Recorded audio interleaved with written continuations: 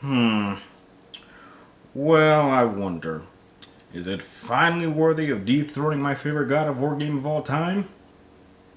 Let's find out.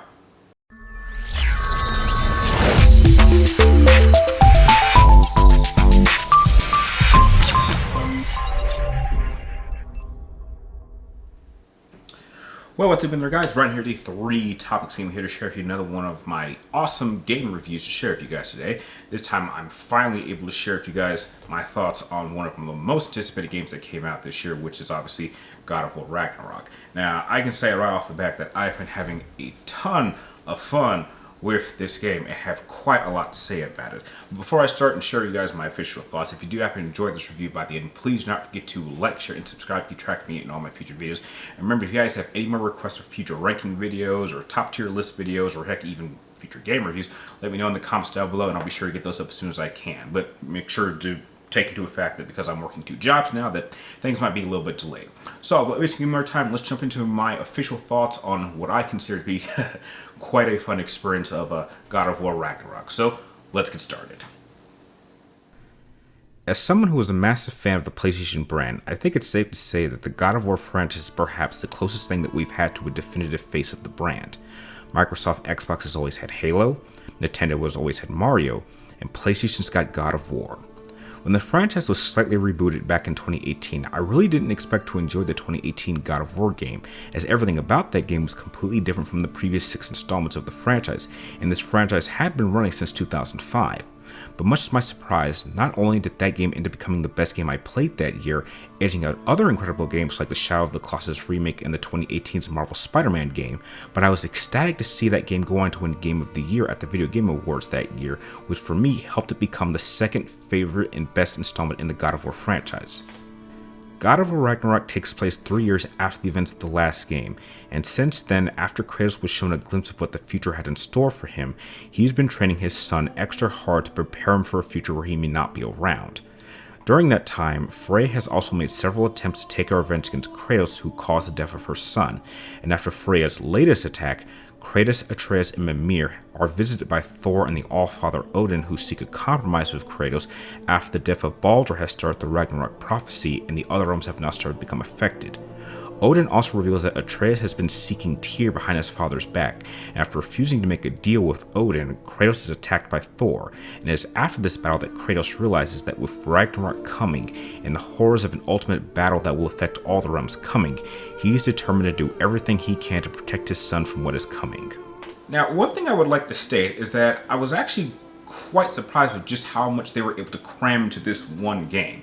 They did announce that this game would actually end the Norse mythology era, which I was actually quite surprised about because there's absolutely more than enough content here that they could have split this own into 2 games and then make its own trilogy. So this game has the job of not only telling a middle section in terms of the development of characters, but also doing a good enough job at giving satisfying endings to several different characters, both old and new, thereby also leaving the door for possible stories that we could get after this installment, which we're not even sure at this point. If you've seen the ending, you're not sure if there is going to be another real God of War game, but it definitely certainly has left the door open to a possible story following different characters. And if they do decide to go that route, I think that this game really had to execute the ability to kind of have 2 different themes of storytelling in one game and not feel too just kind of compact. And I'm happy to say that they do manage to do that with absolute mastery. And I think this is really one of the better stories that has come out, at least in this era of gaming, or technically this generation of gaming, I would say.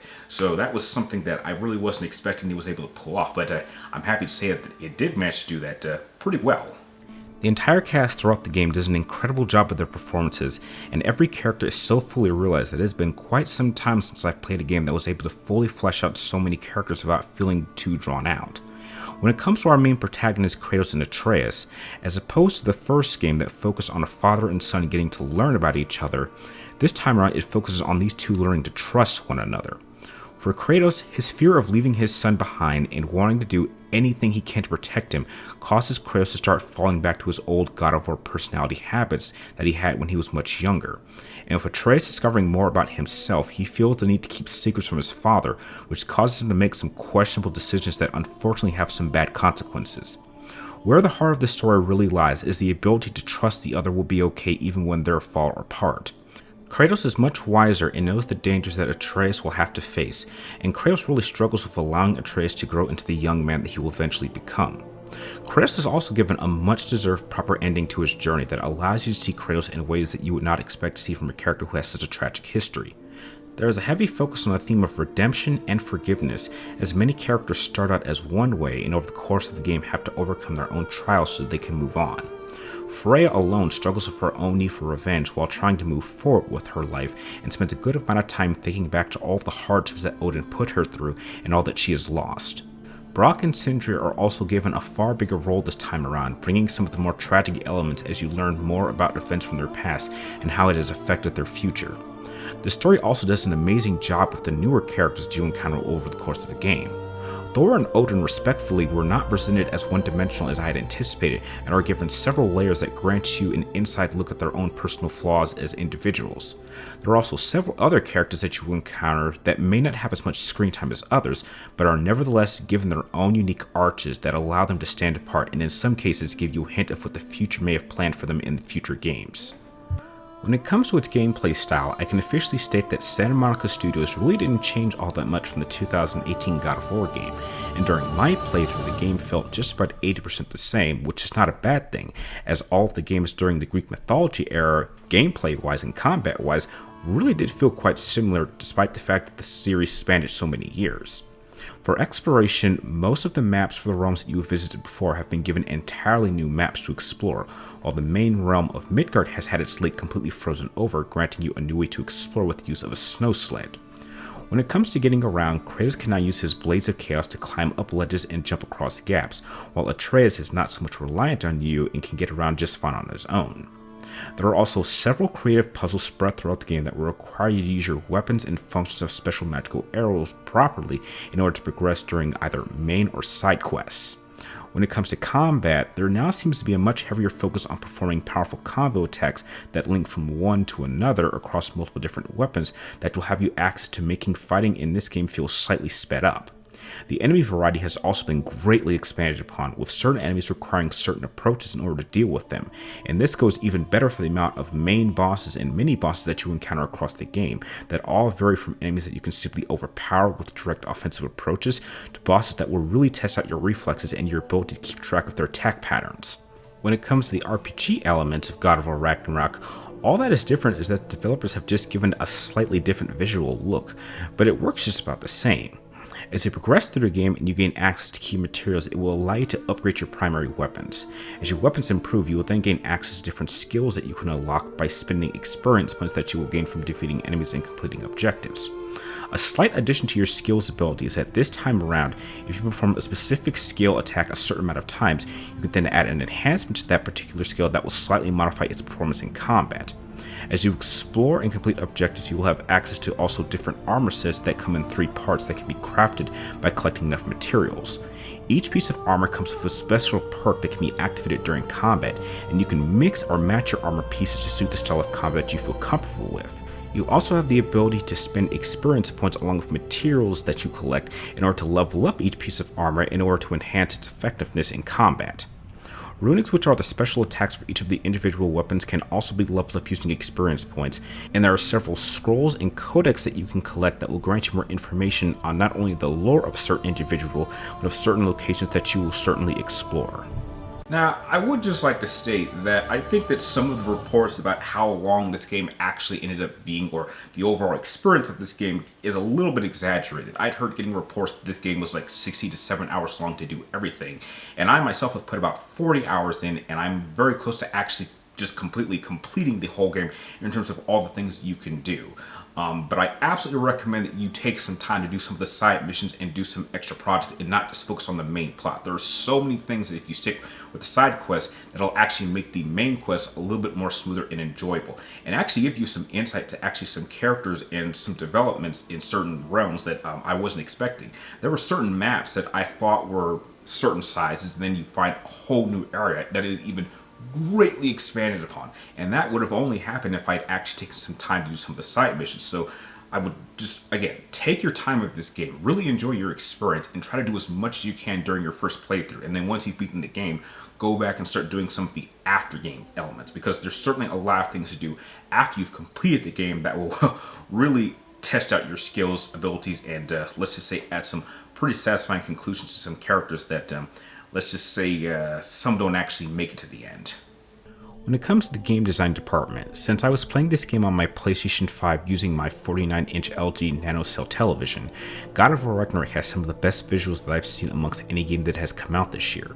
The variations and attention to detail across all the different realms is breathtaking, and with the amount of exploration that you are sure to do, there's no question that you will run into several locations that will have you pause and just admire the sheer beauty of your locations. Performance-wise, this game ran incredibly smooth with me not running into any technical errors at any time, even during moments when combat became incredibly chaotic.